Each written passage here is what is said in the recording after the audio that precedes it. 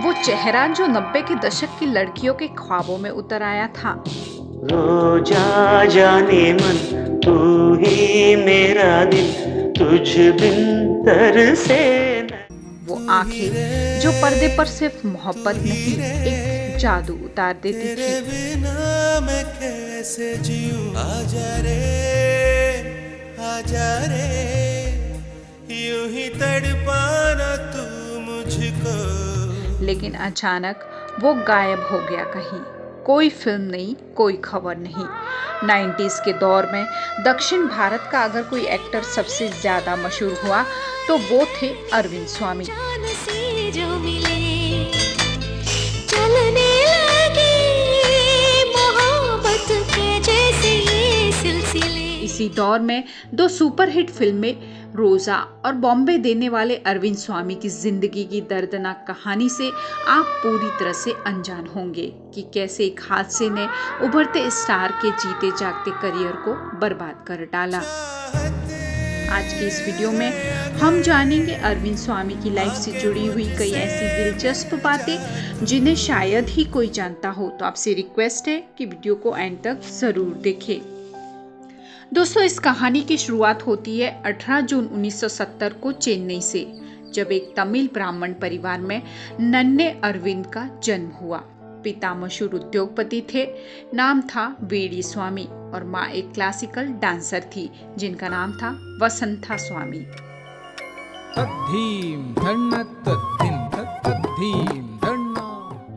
बचपन से अरविंद का सपना था डॉक्टर बनने का। जब थोड़े बड़े हुए तो पिता को अपना सपना बताया, लेकिन पिता ने मना कर दिया। पिता ने कहा, इतना बड़ा बिजनेस है, कौन संभालेगा। उन्होंने इंटर पास करने के बाद लोयोला कॉलेज मद्रास में एडमिशन ले लिया। यहाँ वो बीकॉम की पढ़ाई करने लगे। चलिए अब उनके फिल्मों में आने का मजेदार किस्सा सुनाते हैं। बात ये थी कि पिता बहुत बड़े बिजनेसमैन थे, लेकिन बेटे को पैसे की अहमियत सिखाने के लिए बहुत कम पॉकेट मनी देते थे। दूसरी ओर अरविंद के शौक थोड़े बड़े थे, तो ऐसे में खर्चे कैसे निकाले। तो उन्होंने एक तरकीब निकाली और वे पढ़ाई के साथ साथ मॉडलिंग में भी कोशिश करने लगे, और देखते ही देखते इनको मॉडलिंग के ऑफर्स आने भी शुरू हो गए। इस तरह वे अलग अलग ब्रांड्स के लिए मॉडलिंग करने लगे, लेकिन वो ये नहीं जानते थे कि ये मॉडलिंग उनसे अब क्या करवाने वाली है। बात है 1989 की। मशहूर डायरेक्टर मणि रत्नम एक फिल्म बनाने जा रहे थे। इस फिल्म में एक कलेक्टर का रोल था, इसलिए वो एक ऐसा चेहरा तलाश रहे थे जो कि दिखने में एक सीधा साधा कलेक्टर लगे। तभी एक दिन अचानक उनकी नजर एक विज्ञापन पर पड़ी जिसमें अरविंद थे। फिर मणि रत्नम ने उनसे किसी तरह संपर्क किया और ऑडिशन के लिए बुलाया। अरविंद जब वहां पहुंचे तो उन्हें पता चला कि जिस फिल्म के लिए ऑडिशन हो रहे हैं उसमें ममूटी और रजनीकांत जैसे अभिनेता काम कर रहे हैं। वो समझ गए कि फिल्म तो मिलनी नहीं है, फिर भी स्क्रीन टेस्ट दिया और वहां से निकल गए। किस्मत देखिए, अगले ही दिन मणि रत्नम ने फोन करके बताया कि तुम्हें इस फिल्म में कलेक्टर के रोल के लिए चुन लिया गया है। लेकिन 20 साल के अरविंद बोले कि अगर आपको मुझसे फिल्म करवानी है तो घर आकर मेरे पिता से बात करिए, अगर वो इजाजत देंगे तभी कुछ होगा। मणि रत्नम ने जब इनके पिता से बात की तब पहले तो उन्होंने साफ इनकार कर दिया, लेकिन काफी समझाने पर वे मान गए। और इस तरह अरविंद ने 1991 में फिल्म थलपति से सिनेमा जगत में कदम रखा। मणि रत्नम को अरविंद की एक्टिंग इतनी ज्यादा पसंद आई कि उन्होंने फौरन उन्हें वो फिल्म दे दी जिसने अरविंद को तमिल इंडस्ट्री से निकालकर एक नेशनल स्टार बना दिया। साल था 1992 और वो फिल्म थी रोजा। AR रहमान का म्यूजिक, मणि रत्नम की कहानी और अरविंद की मासूमियत ने इस फिल्म को बना दिया ब्लॉकबस्टर।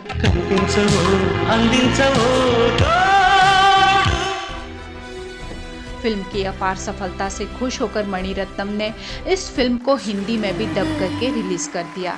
रिलीज होते ही रोजा ने कामयाबी के झंडे गाड़ दिए। सिर्फ एक फिल्म ने उन्हें 90 के दशक के सुपरस्टार की लिस्ट में शामिल कर दिया। अरविंद सुपरस्टार बनने की राह में आगे बढ़े ही थे कि तभी पिता का फरमान आ गया। कि अब फिल्में छोड़ो और अमेरिका जाकर बिजनेस की पढ़ाई करो। पिता के आदेश पर उन्हें उभरता करियर छोड़कर अमेरिका जाना पड़ा। अभी वो अमेरिका में पढ़ाई कर ही रहे थे कि अचानक एक दुखद खबर आ गई कि उनकी माँ को कैंसर हो गया है और उनके पास ज्यादा वक्त नहीं है। अरविंद माँ के साथ अंतिम समय बिताने के लिए पढ़ाई बीच में ही छोड़कर भारत वापस आ गए। कुछ ही समय के बाद माँ की मौत हो गई। अभी माँ की मौत से उबर भी ना सके थे कि कुछ ही महीनों बाद पिता की भी मौत हो गई। अब अरविंद एकदम अकेले रह गए थे। माँ बाप के गम में अरविंद घर में ही रहने लगे। बिजनेस संभालने का आइडिया भी नहीं था। उनके पिता के खास लोग बिजनेस संभालने लगे। उसी दरमियान एक दिन फिर से मणिरत्नम ने एक फिल्म के लिए अरविंद को कांटेक्ट किया। अरविंद भी माँ बाप के मौत के गम से उभरना चाहते थे, इसलिए इस फिल्म के लिए तुरंत हाँ कर दी। साल था 1995 और फिल्म थी बॉम्बे, जो बॉम्बे दंगों पर आधारित थी। पहले तमिल भाषा में ये फिल्म आई तो पूरी तमिल इंडस्ट्री में धूम मच गई। फिर जैसे ही इस फिल्म को हिंदी में रिलीज किया गया, पूरे हिंदी सिनेमा में ये फिल्म दर्शकों पर छा गई। इन सांसों का देखो तुम पागलपन के इस फिल्म में अरविंद की एक्टिंग ने उन्हें नेशनल स्टार बना दिया और उन्हें रजनीकांत और कमल हसन के बाद अगले पैन इंडिया स्टार के रूप में देखा जाने लगा। बॉलीवुड के बड़े बड़े फिल्म मेकर भी उन्हें अपनी फिल्मों में लेने के लिए लाइन लगाने लगे। अरविंद ने एक के बाद एक कई बड़ी फिल्मों को साइन कर लिया था। सब कुछ ठीक चल रहा था कि तभी उन्हें एक बार फिर फिल्मों से दूरी बनानी पड़ी। साल 2000 की बात है। हुआ ये कि उनकी देखरेख के बिना उनके पिता का करोड़ों का बिजनेस डूबता जा रहा था। ऐसे में वो अपने पिता के बिजनेस को संभालने में जुट गए। 5 साल के अंदर अपनी काबिलियत के दम पर उन्होंने बिजनेस को दोबारा खड़ा कर दिया, जिसके बाद अरविंद ने दोबारा फिल्मों में वापसी करने की योजना बनाई। उनकी कई प्रोड्यूसर और डायरेक्टर से बात भी हो चुकी थी। वो फिल्मों में कमबैक करने ही वाले थे कि सब कुछ एक पल में बर्बाद हो गया। साल था 2005। उनकी कार का एक भीषण एक्सीडेंट हो गया। हादसे में उनकी जान तो बच गई, लेकिन उन्हें इतनी गंभीर चोटें आई कि उनके शरीर के आधे हिस्से को लकवा हो गया। लकवे को ठीक होने में 1-2 नहीं, पूरे 5 साल लगे और इस हादसे ने हमसे 90 के दशक के एक बेहतरीन और उभरते सितारे को कहीं गुमनामी के अंधेरे में धकेल दिया।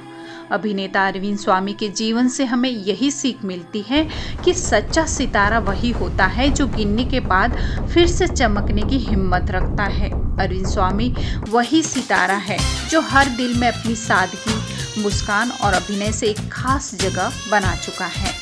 आज के लिए इतना ही। वीडियो पसंद आया हो तो वीडियो को लाइक, शेयर और हमारे चैनल को सब्सक्राइब जरूर करें। धन्यवाद।